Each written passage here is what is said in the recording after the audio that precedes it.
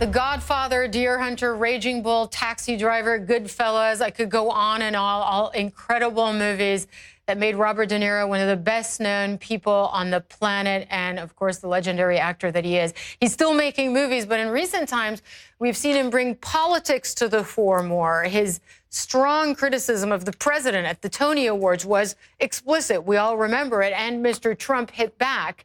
And now we're seeing a recurring role on Saturday Night Live as Robert Mueller.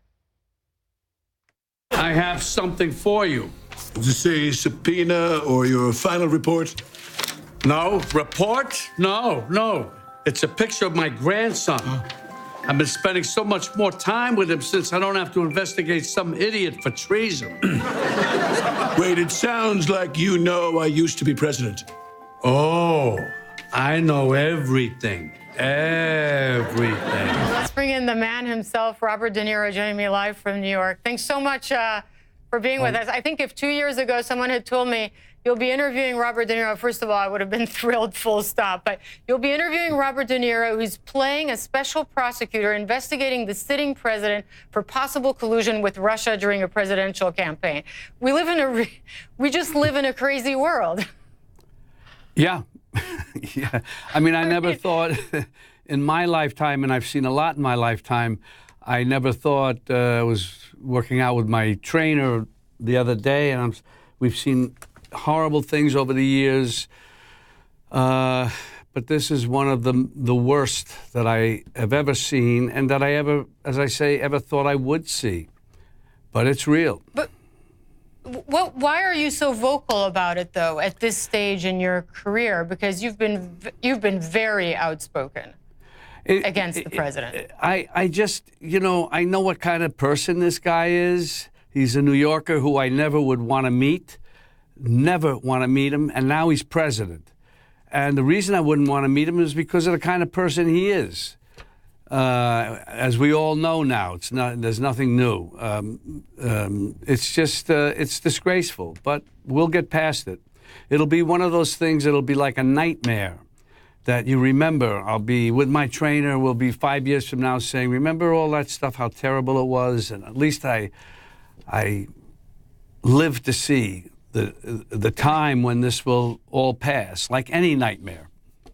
But so you've called him stuff like that. You've called him a national disaster. You said F Trump at the Tonys. I meant a national. Called him a bozo. You said he's an embarrassment. Yeah. Sorry, I'm going to interrupt you. No. I was just going to go ahead. I was quoting someone. I'm just having a block on the name.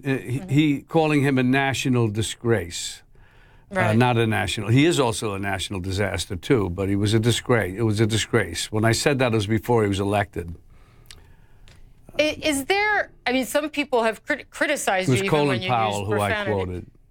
Sorry. Yeah, and do you think that possibly you're basically giving him what he wants by just keeping this, by kind of creating a feud with him, where he then replies on Twitter and says you're a low IQ or whatever, or you took too many blows to the head, that in a way you're kind of playing his game?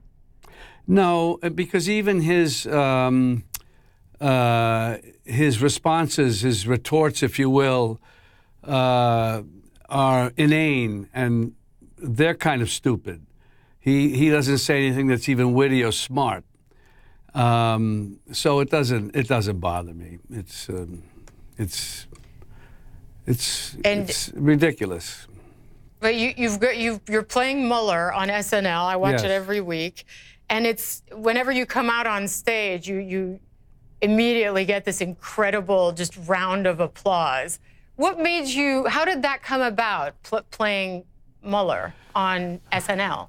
I think it was I think my wife had mentioned. We were talking about what could I do? What character could I play in all of this?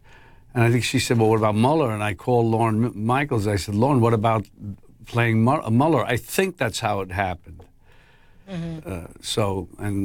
They came up with something you're having fun with? Yeah, I'm having fun with it. Yeah, I mean, I love Saturday and SNL, and so it's that part of it is always fun to do. So all these ideas that come from the Trump administration that you don't like, we're seeing some of them take hold in our part of the world. So we're seeing, for instance, with Brexit, or just now I interviewed the Hungarian government spokesperson, these kind of populist ideas. Is that something you think about at all, like what's happening outside of the U.S., this kind of ideological wave outside of the U.S., and what do you make of something like Brexit, for instance? Well, I don't know fully what Brexit is, but I have a sense of what it is and what I've been told and what I've read and so on. And people are dissatisfied with certain things. The working people, the people who are getting, not benefiting from, like the rich in this country, who with Trump with his tax breaks and so on, it all boils down to giving the rich a break. And I think that happens in the working people, on both sides, right and left, are concerned and angry, and they have to be part of the equation of making things right. I mean, it's easier said than done, but it has to be. Yeah. And I think that's what it is. But I hope they have a referendum in England. That's my feeling, because maybe they'll change that, and maybe that'll be better. I don't know all the things, so I'm not really qualified. It looks like it could be heading that way. But let's talk movies.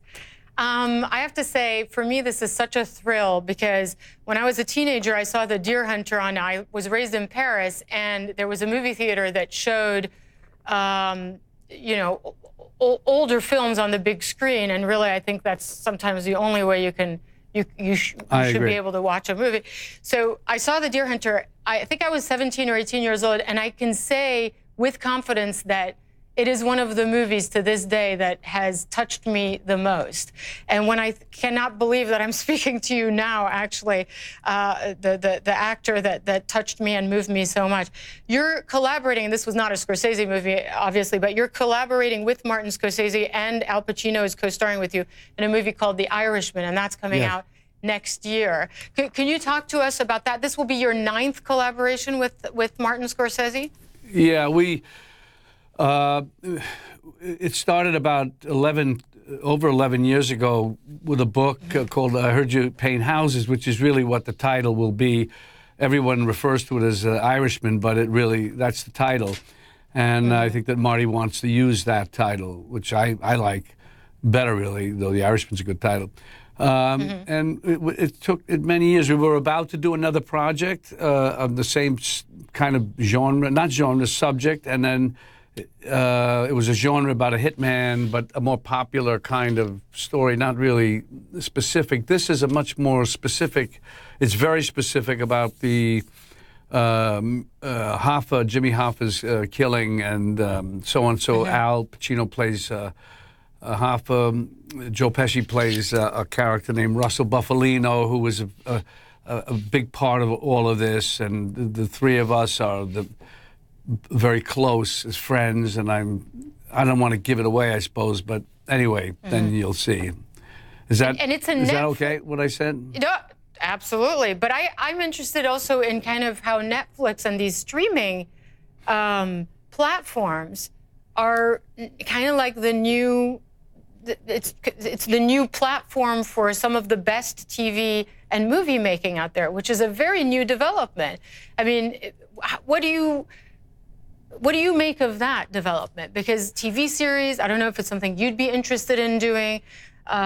It's kind of become the higher art form almost now. Yeah, well, you know, they're working it out where, I mean, like a movie like I Heard You Paint Houses, The Irishman, should be put out in a big venue, a big theater in places, certain cities, and then it can be shown later and whatever, like any movie these days. But that's important, and I think that they're working that part of it out, at least in the beginning. It opens in a grand way, especially a movie that we've done. And they're smart enough to know that, Netflix. Yeah. The details about when and how long, and so I don't know yet. So it will be in movie theaters before it streams, basically. Yes, that's my understanding. I don't see how it could be streamed.